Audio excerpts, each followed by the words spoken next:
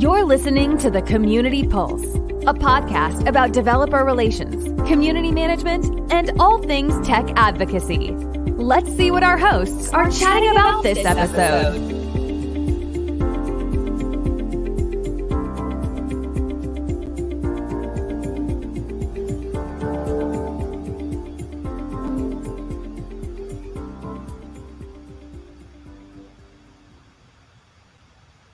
Welcome everyone to the next episode of our live Community Pulse, where we get together and do a live conversation with y'all in our community.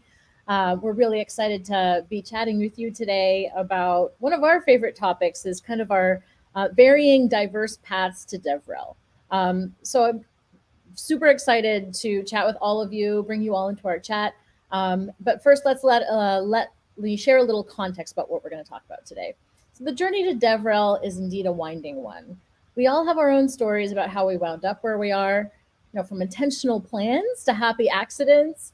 As hosts of this podcast, we've heard a lot.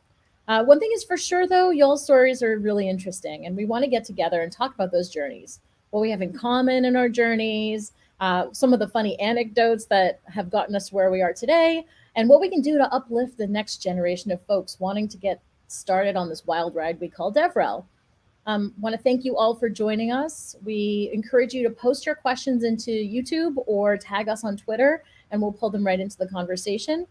But first, before we kick off and get into the nitty gritty, I want to introduce our fellow hosts. We'll talk about kind of where we are now, and then we'll have an opportunity to dig into those origin stories and get the conversation started. So Wesley, why don't you introduce yourself first? Hello all, I'm Wesley Faulkner, Wesley83 on Twitter. I'm currently the head of community for a company called Single Store. I've been there for about 7-8 months now. My team in DevRel for the company is relatively new. I've been the first in this new wave of reimagining DevRel for the company. And then we had, I think a month after I started, 2 developer advocates start. So the DevRel org is just 3 people right now. And as I started, I was the de facto lead for the group.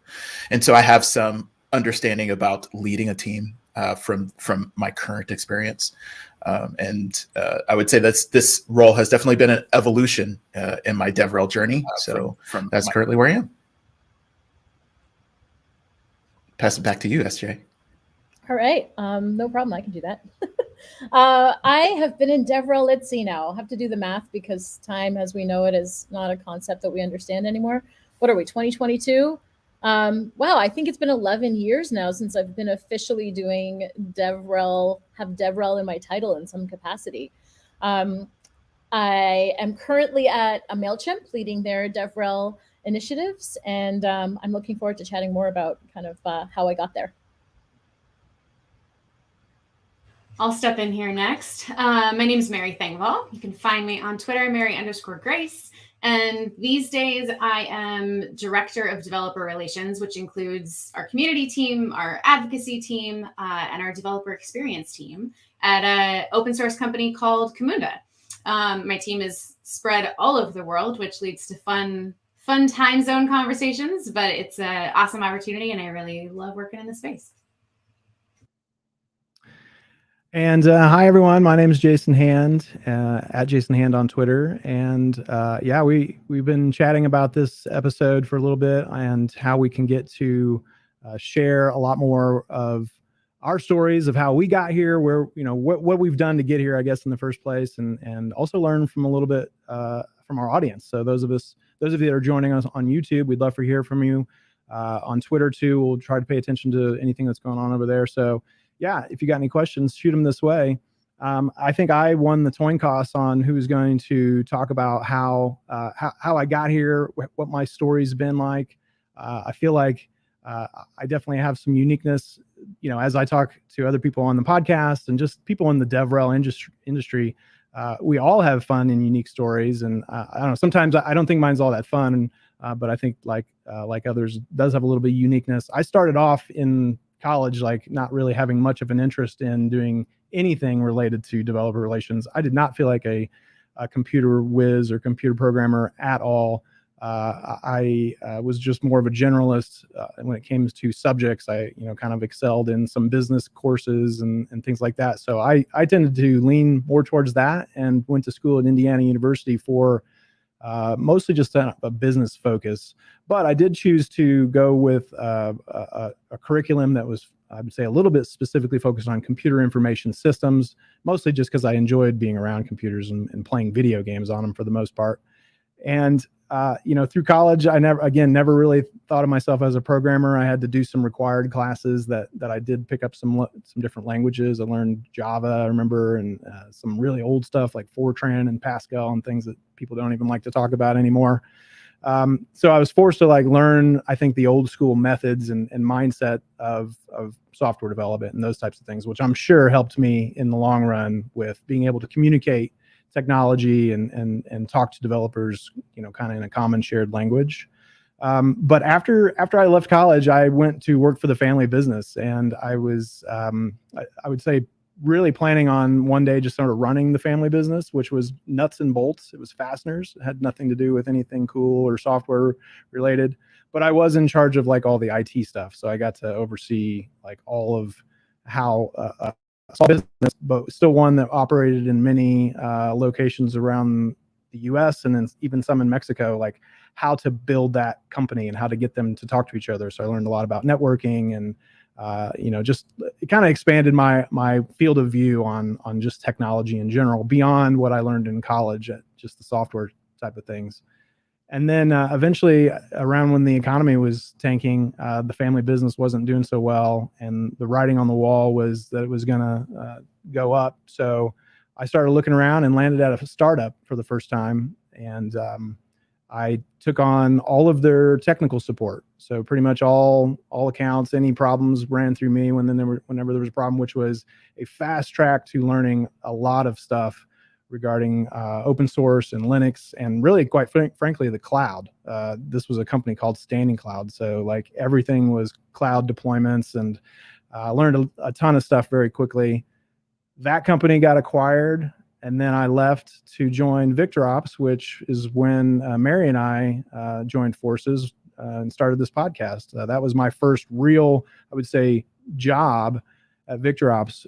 Was it was called the DevOps evangelist, and it's in sort of this space of advocacy and community building and all that kind of stuff. And that was the first time I've ever done a role like that. It's just, kind of funny how I never felt like there was anything leading me towards a job like that. I was just sort of hovering around IT with different general skill sets and, kind of an open mind to learn new things and try new things and push myself to challenge new things. And that's what basically opened the door for the DevRel stuff, is that I was willing to be flexible and try new things and be comfortable in that world. I think was a big skill that a lot of DevRel contain, when they're trying to just be amazing at their job. And then I left VictorOps once they were acquired and landed where I'm currently at. And that's at Microsoft, working on some really fun stuff around streaming and this new service they've got called Learn TV, which is just a free part of a free learning tool online where we're providing a ton of live and pre-recorded content and helping our DevRel organization in general just be able to connect with their audiences and their communities a lot better. So I've kind of pivoted away from being the person on stage and doing that kind of thing, and actually working on the systems that help my colleagues be the people on stage and deliver that kind of stuff, which is, to me, fun. It's a new challenge, but still within DevRel. And, it's a great big world in DevRel. So I'm not the only one who does things that aren't really public facing. They're not necessarily community management, but they are, they're still a thing that gets done within the DevRel org. So it's kind of fun to have some exposure to a lot of that stuff. So that's the really quick version, and I feel like I've been talking forever already. So I'm going to hand it off to who's up next. Wesley, are you going to go next to share your path? Mary's going to go. I'll take it. I think we're going to kind of go in the order that we created the podcast, which is fun. That's right. So Jason, you mentioned it was when you were at VictorOps that you kind of approached me and said, "Hey, I'd love to have some more of these conversations out loud, right? Let's start talking to other people who are doing this. At that point in time, we didn't know a lot of other people who were doing developer relations. We didn't have a lot of people we could kind of rely on for those things. And so it was an opportunity for us to talk to folks and get to know people who were doing cool things in the space. But I started out as a journalism major.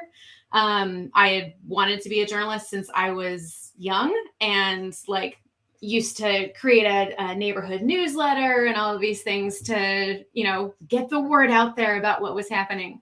But when I was in college was when blogs started taking off and the internet started being the place where people went for more news. And so by the time I graduated, a lot of newspapers were laying off their staff. And so I started looking for other internships, other opportunities the year before my senior year of college, and lived in the area where O'Reilly Media was based in Northern California. And so wound up with an internship in their public relations department, which gave me an opportunity to still write and kind of write journalist types of things to a certain extent. And I really just applied what I had learned in my journalism courses and my communications courses and dug into, hey, what is this topic? What does this mean? What is Drupal? How does that relate to other programming languages? What is Python? What does that mean? How does it work? When we talk about the good parts of this programming language, what does that mean? And so really just digging into what are these topics and why do people care about them? Prior to that, I hadn't been super tech focused. The closest I had gotten to tech was when I was in high school and I wanted to publish some poetry online and got annoyed with Yahoo's plug and play software to build websites. And so my dad pointed me in the direction of an HTML tutorial and I built my own website. But really hadn't been driven in the area of tech in any way. But in learning more about the books that we were publishing and the conference talks that we were promoting, I started to figure out, hey, these are things that people really care about. And they're topics that we need to understand better as a company so that we know what's coming up next, what people are relating to, what they want to know more about. And so I started talking to community members who were reading these books, who were reviewing the books for us, who were speaking at our conferences, attending our conferences, to get a better understanding for what do people actually care about? What, is the content that we're producing actually resonating with them? Yes or no? And the more that I did that, the more that I realized that that's the side of journalism that I really liked, was telling people stories. It was getting to know people. It was making sure that people's needs were being met through the content we were producing. And that kind of led me into community management, kind of sideways and by mistake, only because I didn't know that it was community management until I started talking to a couple other folks. Nathan Harvey was one of them, about like, hey, here's what I want to be doing. And he was like, you're doing community management. That's the thing. You should do that thing. So I started doing community management at O'Reilly, was there for a couple years, went to a variety of different companies, worked with and for Nathan for a while. And throughout that time of working for different companies, started to realize everybody's asking the same questions. No one really has these resources. Developer relations is a bigger thing than people realize it is. And so I actually wound up taking a couple years to be a consultant, started my own business, partially because I had companies coming to me and saying, hey, how do we do this better? Partially because the more dinners I went to or meetups I went to or things in San Francisco, the more conversations I wound up in where people were saying, hey, talk to us more about how this works. And what do you mean this isn't the right way to approach developers and things like that? So I realized there was an opportunity there, not only for resources, but for me to start working with a variety of companies. One of those companies that I started working with was actually Camunda, which is where I am now. I had no intention of going back to work full time, and we had many conversations about how I had no intention of going back to work for another company full time. But the way that they were approaching developer relations, the emphasis on community that they had with their products, helped me understand that that was truly the foundation of what they were building their business on, which is a huge part of what a lot of companies lack when they're getting things started. And so it turned into an awesome opportunity. And I've now been there for 2 years, continuing to create resources and things where I can and where I have time to. But it's been a good journey, not at all one that I would have expected when I started out my college career or when I was little, but it's been a lot of fun. And I know those of you who are watching, we'd love to hear from you as well. So feel free to leave comments on YouTube. Feel free to chat us up on Twitter, wherever you happen to be watching from, if you have something you want to add or a question you want to ask us. And with that, I'll hand it off to SJ, because she, of the 4 of us who are here today, was the next one to join our podcast team, because PJ is not able to join us today. Yeah, I'm so glad I got to join this awesome team, and we miss you, PJ. One thing that I feel very lucky I got to hear both of y'all's stories first, because it's an opportunity for me to start to pick up on some trends that I think that will not only resonate with this group of us, but as well as our listeners, hopefully, and folks watching on YouTube. A couple of those things is like, I think we all kind of had a moment at a startup where it was like, okay, you have this opportunity to find this thing that really doesn't have much of a name yet, possibly, because we're all kind of like, we've all been around, the block for a little while.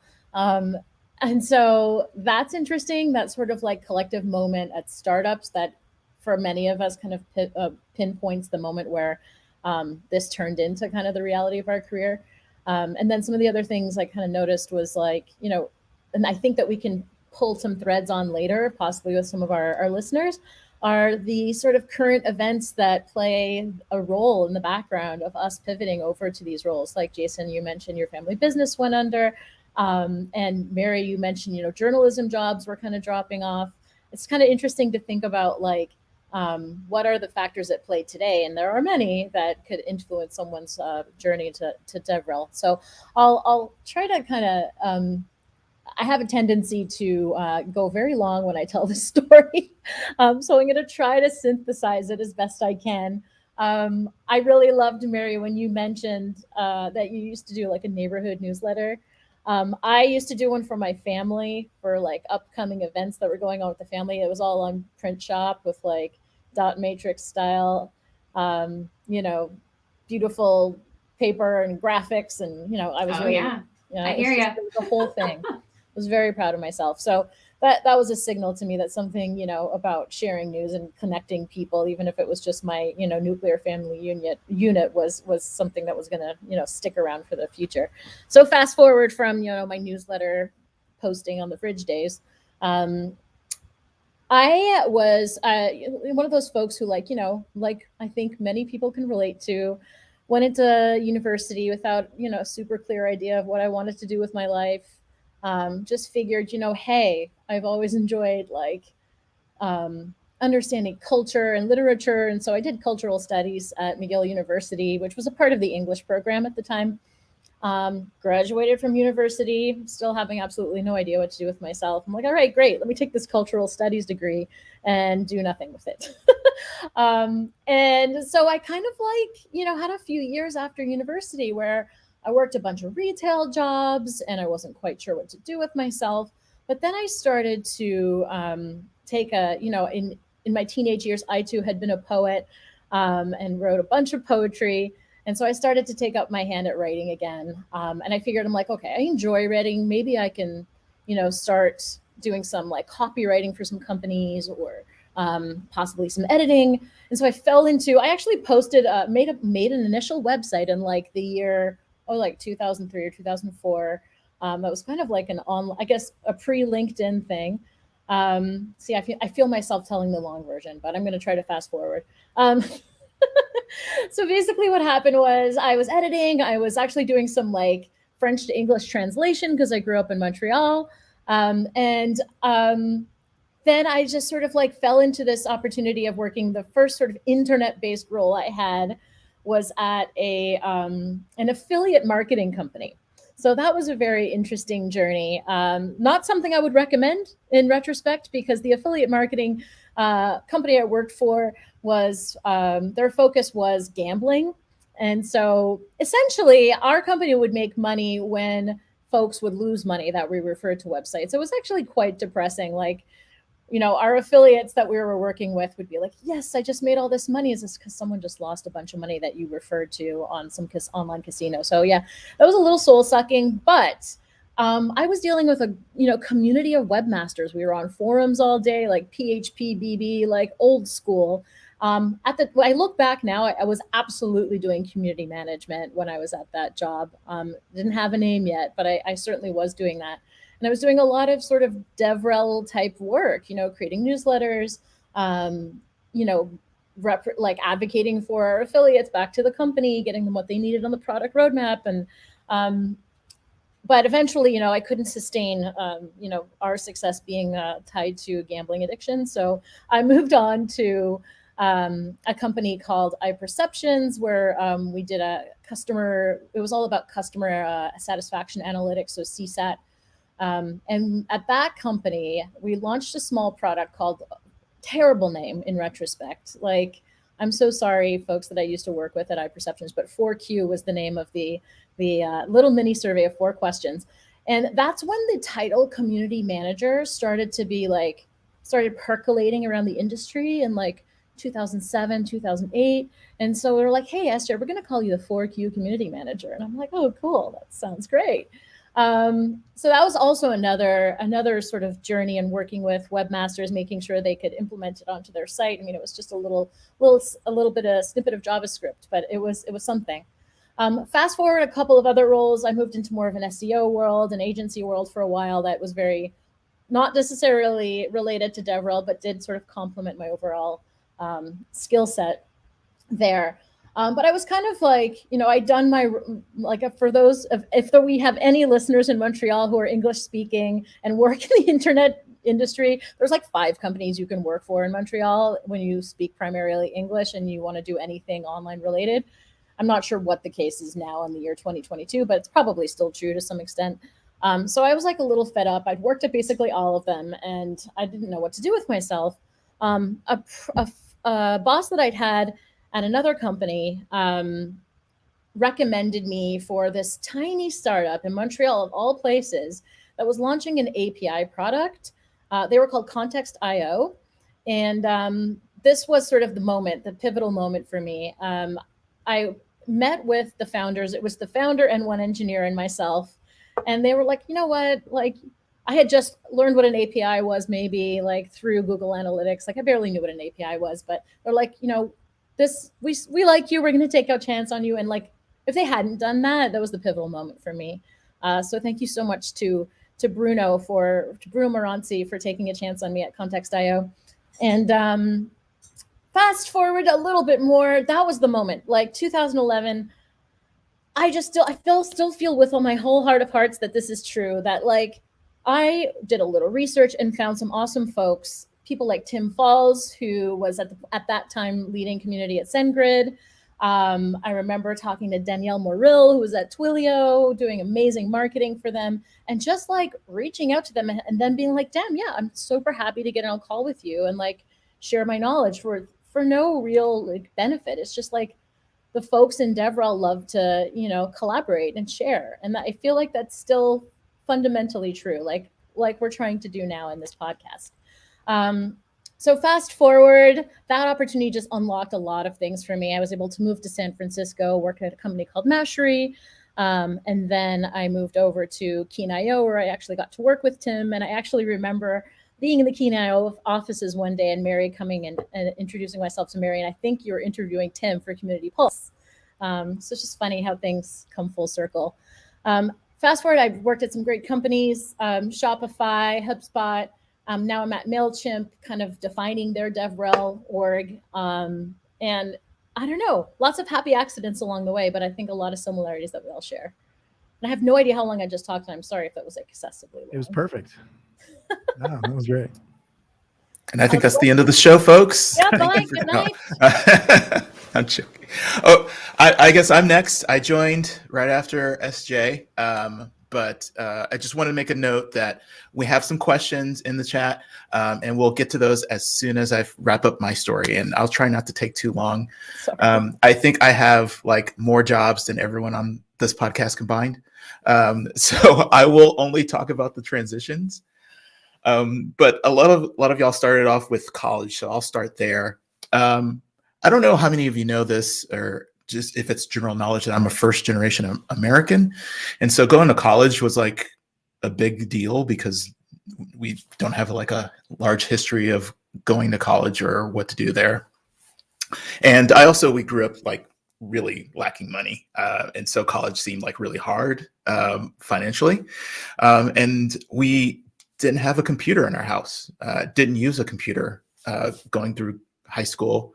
But I love sci-fi. I watched a lot of sci-fi. And so I wanted to get into computer engineering. So I went to college, majored in electrical computer engineering.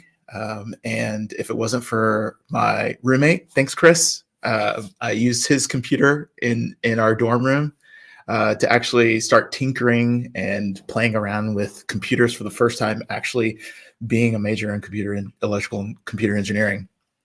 I did okay in school. I wasn't the best, especially in places or classes that I had to write a lot. And my freshman year actually of college is when I got formally diagnosed as being dyslexic and having dyslexia.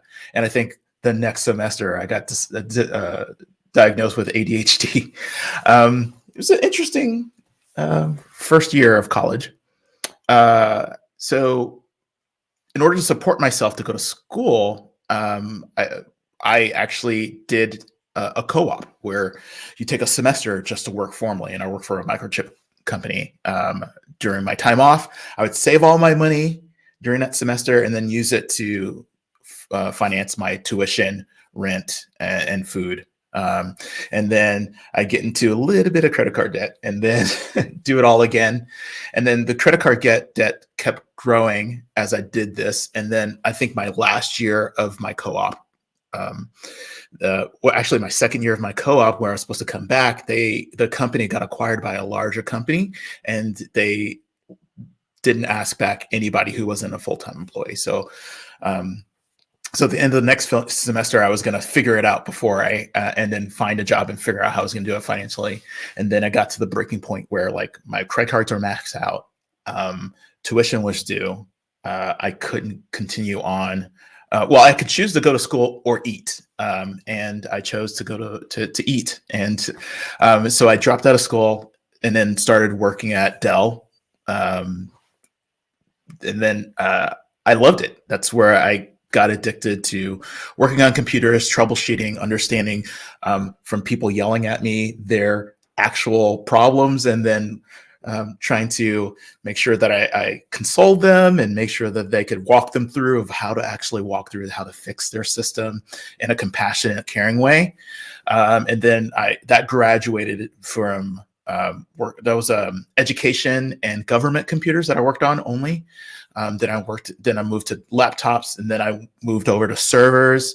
Then I eventually moved over to high-end storage arrays, more complicated, more mission critical. And actually my last role at Dell was to actually fly on site to critical systems that have been down and physically go there and fix them. And so very high pressure, almost like having a red phone. If you picked it up and called Dell, they would send me to do that. So NASDAQ, Boeing, all these higher end companies that really need their system up and working. That's what I would fix. I did that for about a year and a half. I was on a plane 2-3 times a week, flying to places without notice. Really screwed up my life. And so I switched careers then. And so I left Dell and I worked for AMD so I was at Dell for 6 years, and then I switched to AMD as a product development engineer. Used my empathy for understanding how hard things were to use and help internally with launching a consumer-facing product that really focused on the user experience. And so did that for a while, but even then, I was really lacking in like my like the socialization of the job. Like being behind a computer all the time was really hard. And so that's when got into doing social media and marketing and management during my spare time, and then eventually did that full time. And I did that for about a decade. I'm like glossing through this for a big chunk of my career here. And then I was at AMD for 5.5 years, since we're keeping track of time. And then a friend of mine who was launching DevRel at IBM approached me and says, I know you have a technical background. I also know that you have a marketing background. I think you'd be great for this thing called DevRel.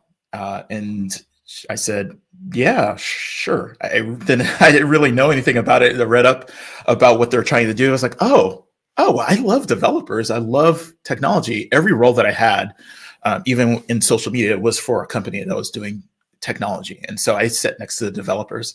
I would learn about their timelines and their problems. I went to their demo days.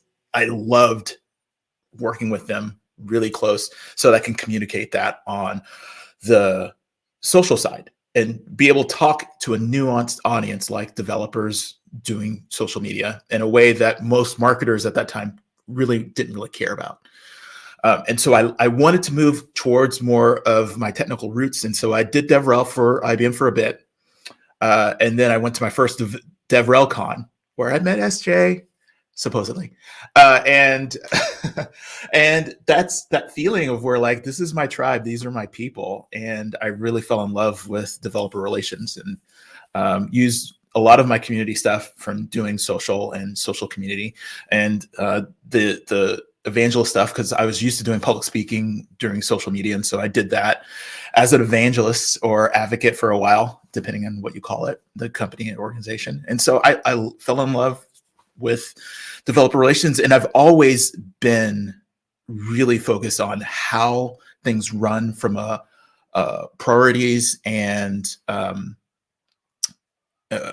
basically like what is the heart and soul and what is the guiding light that makes this thing work.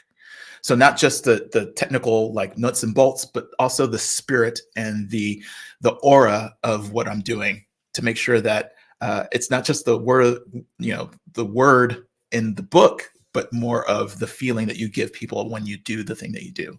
And so that's where I got involved in Community Pulse and other types of places where people in DevRel hang out, and just love soaking that up and then getting it inside of me, and then try to spread that message to evangelize DevRel as not what it is now, but where I see it going and what it should be, and try to impart some of my knowledge of justice in DevRel.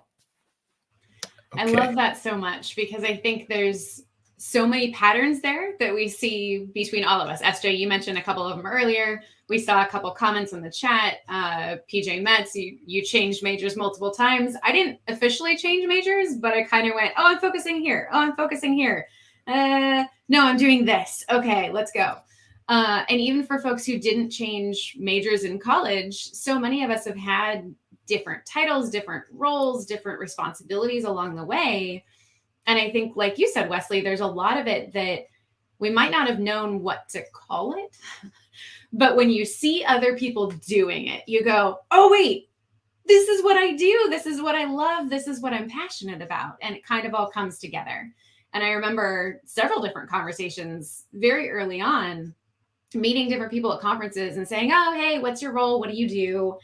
And there were a couple times in particular when someone would start talking and they just like, I get so excited because it was instantly a like, wait, you do what I do. Hang on, don't leave. We have to talk more. I've met a number of people that way. And one of my favorite stories is how I met Amy Hermes, which some of you might be familiar with in the community management space. But I was listening to a podcast episode where she was a guest on Matt Broberg's podcast. And as I'm walking around New York, I can remember the neighborhoods that I was walking through, listening to this podcast, I was internally freaking out, going like, this is the first time I've ever heard someone explain exactly what I do better than I ever could. And I DM'd her on Twitter and was like, I know you don't know me. I know this is weird. I know I probably shouldn't be fangirling, but like, I need to meet you and I need to thank you for doing this podcast episode because I finally feel like I know someone who's doing what I'm doing. And she's a fantastic friend of mine to this day. And it's just, I think there's so much of it that continues to be hard to put into words. But when we see other people doing it, we know that that's what we're doing, and kind of starting to see that value is huge. I know we've got a couple other questions coming in more around what is a community? How do you start working with a community? Things like that. Hi, Uwe, by the way. And so I think we'll follow up on some of those separately. But I've really enjoyed kind of hearing all of our stories. I knew some of the things that we shared about, but not all of them. So it's cool to come together and hear about that. And I know we'd love to talk to more of you in the future about how you got into DevRel and what that path has looked like. But I think a lot of why we wanted to do this episode today was to make it clear that there isn't a straightforward path. And if you're someone who is kind of going, oh, I want to do this, but I'm not really sure what that looks like, and how do I get involved and how do I get started? You just kind of start doing the things and reaching out to people. SJ, you mentioned earlier, almost everyone in the DevRel industry is incredibly willing to get on a call. I know I have a sign up to chat with me, Calendly link. I know other people on this call do as well. And so just reach out to us. We're happy to chat, happy to help however we can. And a lot of it, honestly, is just start playing around with things, start trying things. Like PJ just said, there's not anyone in DevRel with a straightforward path. And so figuring out kind of how do you get here, what's your path to get here, is part of the journey, and we love to hear more. And I know if our PJ was here, he has a fun story of his trajectory too. So we'll have to hear from him in a future episode when he's around. But yeah, I love reminiscing a little bit and just seeing I've now hung out with Mary now for over 5 years doing this. Right? We decided this past year was our 5th anniversary. I think so, yeah. And it's been awesome, and we've been growing. Now we've got even larger voices on here, and with SJ and Wesley, of course, joining us, and of course PJ joined, but he's been with us for a little while already. PJ's just sitting in a hot tub with Jeremy Mice somewhere right now. That's the last I saw from him on Twitter. Better be watching. You too can live the good life if you do DevRel. Well, yeah, I don't know. Sometimes I thought I had a good life, but then COVID for sure changed. I kid. All of our jobs. I feel like it turned everybody's role upside down immediately when we couldn't travel, we couldn't get in touch in person anymore. So I think that's also, if I can interrupt for a second, sorry. I think that's also opened up the door for other folks, right? Who haven't been as interested in speaking on stage, or haven't been as interested in the travel, or don't want to be on the road because of family, because they're more of an introvert, because of whatever reasons, maybe they just don't enjoy traveling.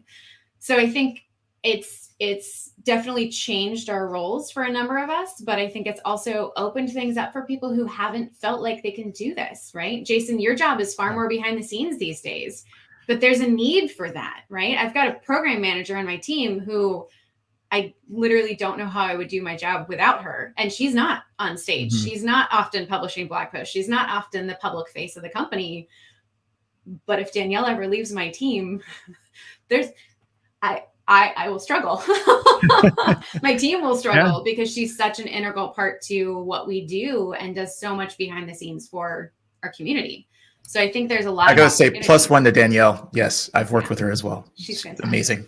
Yeah, it's true. I mean, I definitely. I mean, I still get the privilege of being on screen and doing some content stuff, but nowadays I find myself like doing creating tutorials and doing the same type of work I used to do, where I'm teaching people how to do stuff. But now I'm teaching the folks inside DevRel. I'm teaching, like, I used to be a DevOps evangelist, and it was more about the theories of DevOps and just like the not the CI/CD part of DevOps. And now, like, people come to me on our team because of the tool Azure DevOps. Like, we use that as a way to track a lot of our work, a lot of our content, all of our events is all managed through that. And I've had the privilege to be on the team that's really configured all that, set that all up, and kind of paved the path and made life easier for others who were like me. I guess I was the original user. I was like, man, this sucks to try to do it this way. Why don't I try to make it better so that everybody else doesn't have to go through the same pain? And that's been like my new role, but it's still DevRel, and I'm just not as active on Twitter. I'm not as as active in obviously traveling and being on stage, but it's important work and I love it. And it's been a transition and a change, and just another part of that, my story. If I ever leave DevRel or move on, like, it's just all part of the evolution, I feel like. And this part of the timeline, unfortunately, as COVID has been so bad, like, it's definitely been a forcing function for a lot of us to still do what we love, but adapt to our environment and still pull it off. I think the DevRel, we'll just say industry in general, seems to be somewhat thriving. There's jobs out there and people are so many jobs. Yeah. So many jobs. Yeah, I think there's a question in our chat about that specific thing, about where, with all the opportunity and jobs, do we need some sort of formal structure about where this is going? I think there's so much money in this now, like both on the salary side, but the investment from the VC side to the people who are trying to clamor to get into this new thing called DevRel, that it's going to have to be some sort of formalization, or there's going to be, maybe it will be one of the things like what a CS degree is right now. There's some formalization and there's some self-taught, and there's a mixture of both. Some feel that some programs are good, some feel that some programs are bad, and sometimes it's what you put into it and what you make of it. So I think it's going to be a mixture, but it's going to be one of those things. There's so much money that there is going to be some way. There's going to be some person or entity that's going to try to put their arms around it to formalize it in a way that looks good to them, or they think it's going to be valuable. Absolutely. And I think that's starting to happen in certain places, in certain organizations, in certain universities. One of my team members now, Luca, graduated with a master's in community building, which was not a thing, right? When I heard that that's what she was graduating with, I kind of went, wait, what? That's real? Okay, this is awesome.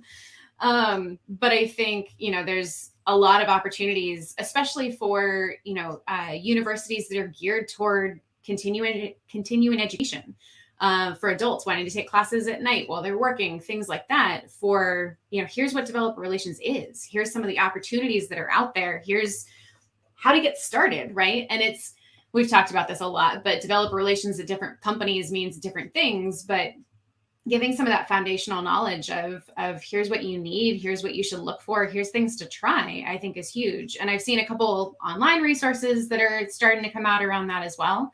But I agree, Wesley. I think there's a huge gap there and a definite opportunity for someone who has the time and mental energy to put some of that together. I mean, shout out to you, Mary. I know that you're one of the hosts and we're not going to be biased, but you've put together so many of these incredible resources, including your website, DevRel.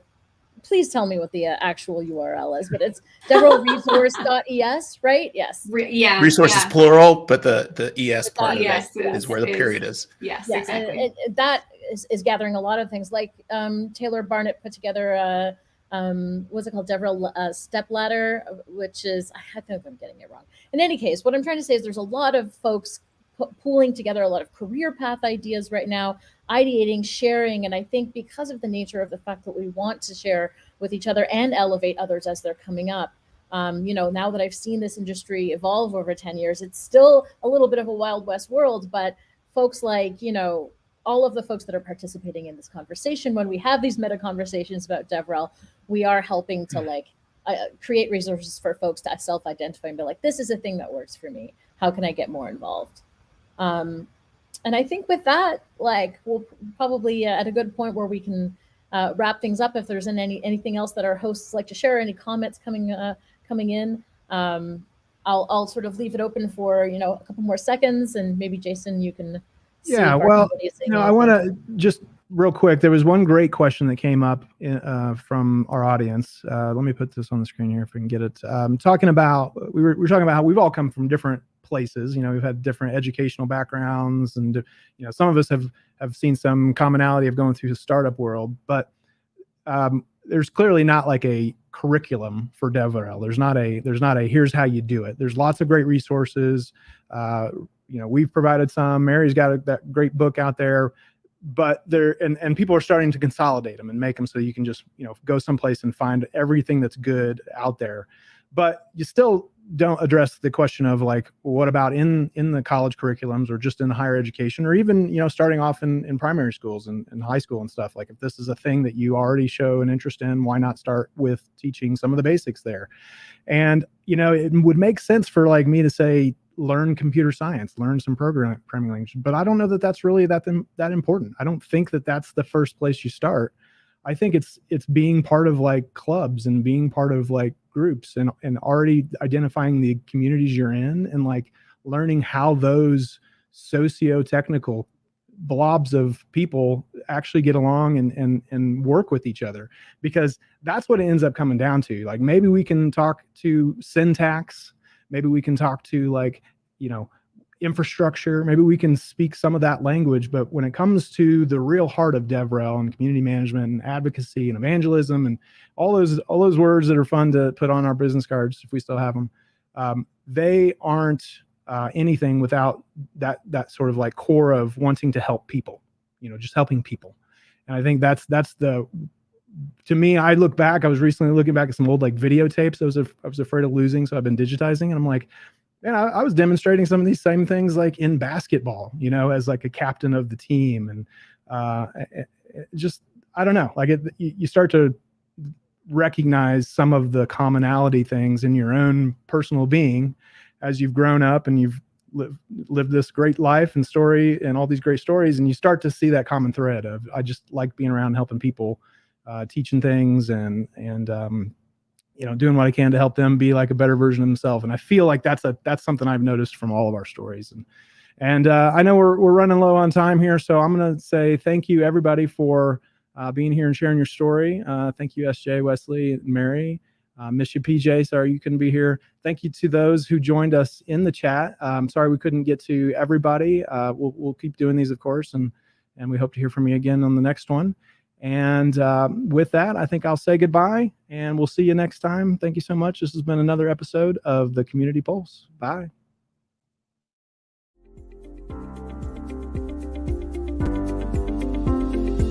This has been Community Pulse. Learn more at communitypulse.io and on Twitter at community_pulse. Your hosts are Mary Thingvall, Mary_Grace on Twitter, Jason Hand on Twitter, PJ Haggerty, Asplenic on Twitter, SJ Morris, Sarah Jane Morris on Twitter, and Wesley Faulkner, Wesley83 on Twitter.